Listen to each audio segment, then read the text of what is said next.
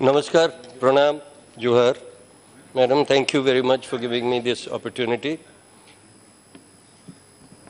Everybody knows, or everybody should realize, that government is a joint effort. No one man can take, obviously no one man can take single-handed credit for all the good done, neither for all the bad things done.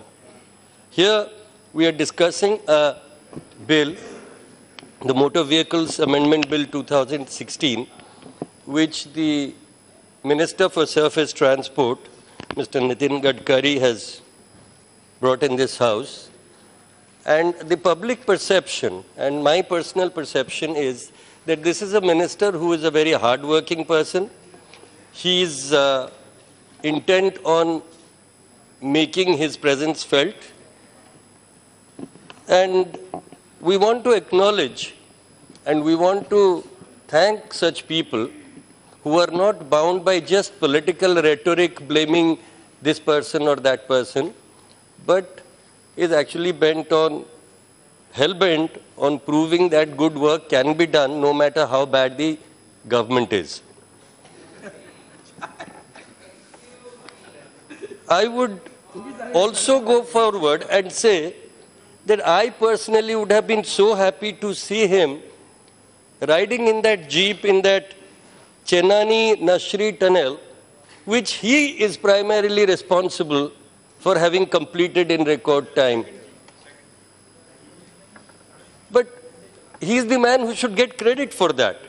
So credit where due must be given, and although I am in the opposition, and I believe this government is doing very, very many wrong things, yet when there is a spark of goodness showing somewhere, we are very happy to acknowledge the goodness.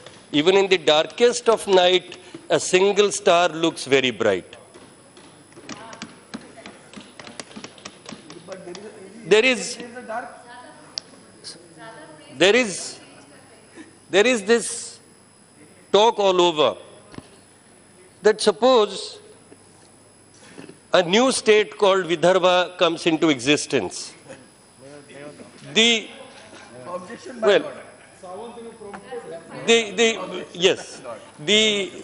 work, the yeoman service being done to the residents of Nagpur city, those who have been there recently, and I have friends there, who are full of praise for this minister. And they are not, I would like, madam, please listen. Madam, I would like to draw your attention. They are not supporters or admirers of this political party that is ruling this country. But they personally think this minister is doing excellent work. And I would like to draw the minister's attention. Like whatever his dream, that let Bombay be there, Bombay has developed enough, let Nagpur come up as an alternative. Similarly, Mumbai, as our Shiv Sainik friends would like us to label it. Similarly, the way he has love and affection for the city of Nagpur, I would like to draw his attention that on the eastern side of the country, Bhubaneswar is also a city which is growing well, which has a great promise for the future. And you should look at equal amount of love and affection towards the city of Bhubaneswar so that it also develops as a model city. Yes. To come to this bill, supposedly 10 ministers from that many states had participated in the consultation about this bill. I am not sure if these 10 ministers have ever actually sat in the cockpit of a truck and driven a truck or a heavy vehicle or a car. If they have driven, they might have gone from their home to the party office or maximum to a party in the evening and come back. Otherwise, their drivers would have been the ones who would be mostly driving. But I am a person who's addicted to driving. I drive a lot. I drive for long hours. I drive for 5-6 hours at a stretch. And I know the kind of tension, the kind of bad conditions that the average Indian driver faces on the streets of India. Our drivers get the least amount of rest. Sometimes our cab drivers, they are made to work throughout the day then suddenly a marriage party books the cab, then they drive at night, then again there is another booking the next day, they drive the next day, and they meet with an accident, killing all passengers also. And if there are very overexcited youths in that vehicle and they are drinking, they also tell the driver, "Chalo, drink with us also." So they make the driver to get drunk, and all of them have a miserably happy ending. We are also happy that apart from giving opinions, the Supreme Court must be congratulated for having taken a very strict step in the matter of banning alcohol shops all along the highways. This is something that was very, very necessary since long, and we are glad that the Supreme Court has finally, somewhere there is a spark, and somewhere they have shown that they can give a judgment. They have done that. So we congratulate the Supreme Court for this great decision, and I hope all state governments will take the initiative to ensure that the implementation of this code directive is adhered to and is done properly. I would like to come down to a few basic things that I have seen create troubles for drivers on the road. For example, ma'am, our trucks are always overladen.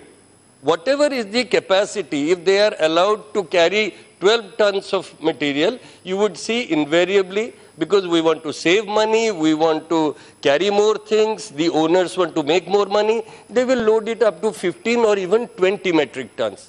Or whatever, much more, sometimes twice, sometimes half the permitted weight.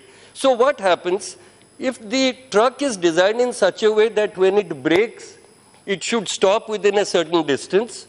With this excessive load, when the driver brakes the truck, puts, stamps on the brake pedal, the truck moves forward and accidents occur. The minister can also consider, now that they have all these slogans called Make in China, no, Make in India and Make in other countries. We are not bothered about other countries, but Make in India. If there is some method by which, by this Make in India, we can figure out a system of a way bridge which is on the roads, which should not be controlled by any RTO or anybody. It should give an automatic feed, a camera feed, which takes the number of the vehicle and the weight. And if the weight exceeds the permitted quantity, it should send an automatic challan to the owner. This could be thought of. Our road signages in every state, if you travel, you will see that the road signages vary in shape, in size, in colors, and even in the terms of fonts, what letters we are using. On one hand, we are bringing down the level of education, which is fine. That I also do not support, because many illiterate people are very good drivers. But while doing that, to give them an idea of what exactly the road ahead is like for them, for the drivers, it is necessary that there should be an uniformity. So I would request the minister to think about this also, how font, shape, size and colors of road signages are equalized across the country. We are, as a nation, we insist more on helmets. This is something I cannot understand. Earlier speakers also mentioned about helmets. What is the need of deploying police force, so much manpower, to ensure that people wear helmets? It is their life. They are at risk. You can at best put up billboards and publicize the fact that wear helmets. But if they don't want to wear helmets and they want to die, allow them to die. We are an overpopulated country. There is no harm in that.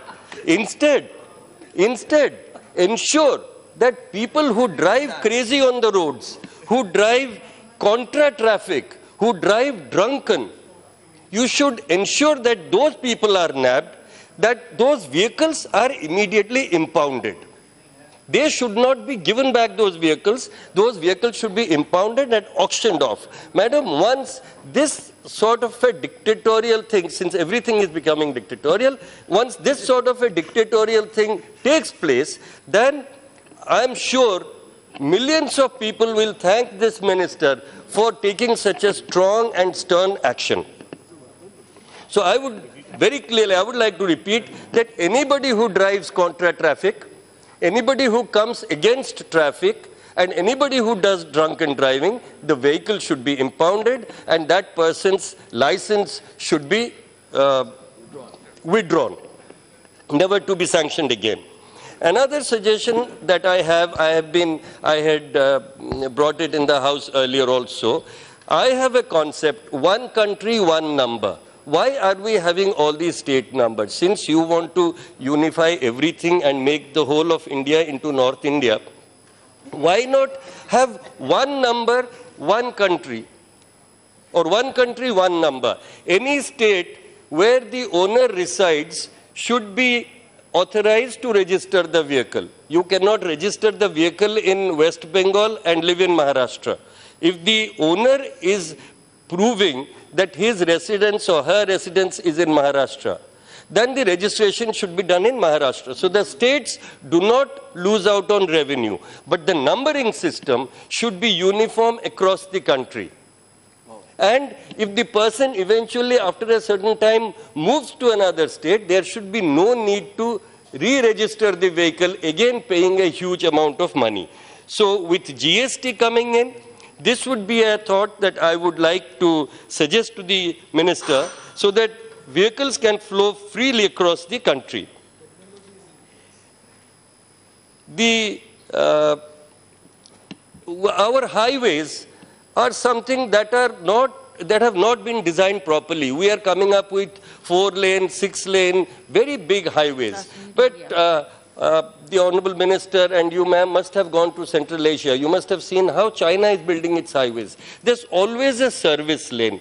If there is a village on the left or the right, the village vehicles cannot come at 90 degrees and merge with traffic. They have to come alongside, run parallel for about 1.5 kilometers, and then they merge slowly with the main traffic. So that way, lay-bys and merging of traffic is very essential to avert accidents. Unless that is looked after, I don't think that we will make much headway. Mr. Satpathy, try to complete. Try to complete. You are very nice. Thank you so much. Yes, madam. It is all Eastern Indians, madam. I have this strong belief that people from Eastern India are definitely very cultured and very, just like the Maharashtrians, we are all very, very cultured, and the Telugus and the Tamils. We are very cultured and we are of a different caliber. Sarcastic comments against any community. I am saying this seriously. I am praising you. Like, It's a sarcastic no. The minister is Maharashtrian. I am saying they are all very elevated, just like Orias and Bengalis. We are of a very cultured race. So, madam, as you know, the world is going through a revolution in transportation. All of us would have... Mr. Satpathy, please complete. Yes. Oh. This is absolutely wrong. Why? He's using this as a I would like to bring about Mr. Satpathy, please complete. to your attention. Yes, ma'am. In a short while, I'll finish now. Elon Musk. Madam, we would have heard of Elon Musk. He is launching his ambitious Hyperloop project, where new methods of transportation are coming up. And we have to think how this country will prepare itself for this modern revolution in transportation. While Uber and Ola are welcome steps where cab aggregators are doing a very good service, people are getting cheaper modes of transport and safer modes of transport, I would like to draw the attention that these cab drivers, although they are well behaved many a times, they are not fully trained. So training these drivers should be made mandatory for cab aggregators also. I would like to wind up by just one more point, that granting licenses and registration has been totally brought online. I would like to state that while registration should be done through the dealer, there should be an option for the owner to do the registration if he or she likes. on their own also. And similarly, while granting licenses, online services are good, but we have a set of people. We do not like touts, but there are a set of people who sit outside every RTO office who facilitate people in getting licenses. They also have a certain social responsibility. So when you are removing them, you have to also think that people who do not have access to the internet, how do they do this work? So that facility should also be left open in case there is a need. Then we can take care of that also. And finally, I would like to thank the Minister and thank you for giving me this opportunity. Mr. Arvind And we Satwa. support this bill. Thank you.